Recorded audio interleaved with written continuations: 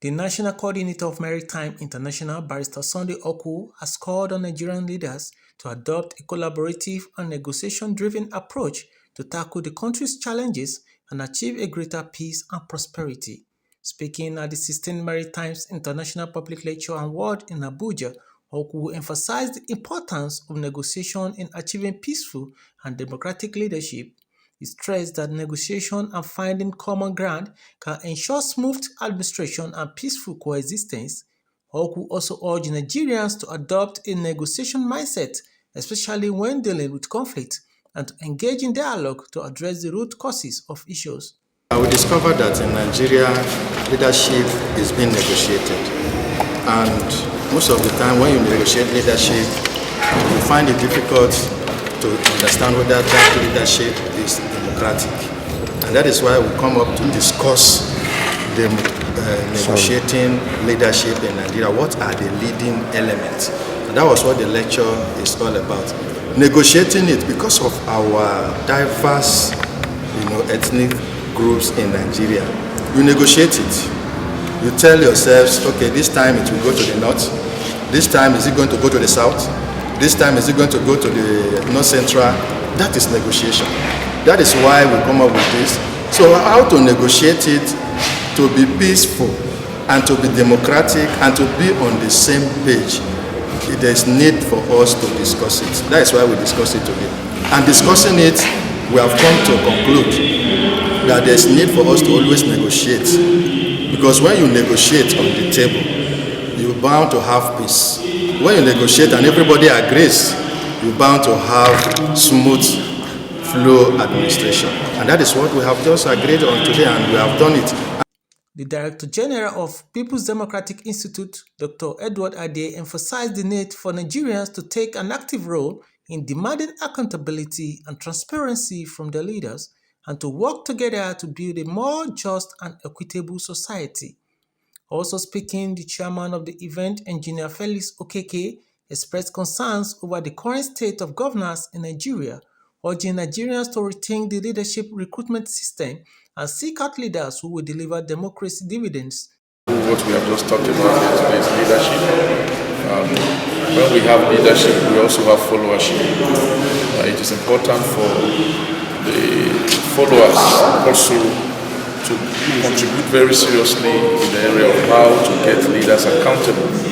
In a country where followers don't get leaders accountable, then there can be no accountability. If you don't ask for accountability, who will be accountable to you? Accountability must be sought for. Accountability must be asked for. So if you are in a country and you are a leader and your followers are not asking you for accountability, then you don't give them accountability. Many leaders get relaxed. They conquer their followers because their followers cannot request or ask for accountability. So if you ask me, I'm asking Nigerians who are followers of their leaders to begin to ask for accountability. And you do that institutionally. You don't just do that by going to the road and causing trouble or blocking the road and causing violence and all that. There are institutions of government all over the country, at the national level, the state level, and at the local government level. So followers should use those institutions. Are they using their money to do it? It's our own money. So they have not done anything spectacular to warrant this. So I think we need to really begin to question our leadership recruitment system. Because you find out it has become the biggest business in Nigeria.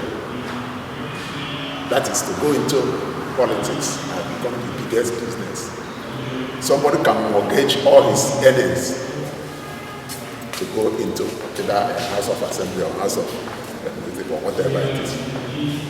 All he's doing there is to begin to recoup what he has extended and multiply it. So he's not thinking of what he wants to do for the people.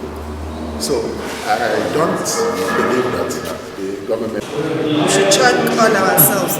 We should go through all these qualities that I talked about of leaders. If you follow the qualities of a leader, that is when we'll be able to fight corruptions. I mentioned you must be emotionally intelligent. You must be self-governance. You yourself as a leader, you must govern yourself before you be able to govern others. That is fighting corruption. That is number one, fighting corruption. Then emotionally intelligent. You must be emotionally intelligent as a leader before you be able to be a leader. Understand your own emotions and that of others. That is when you'll be able to understand the corrupt ones.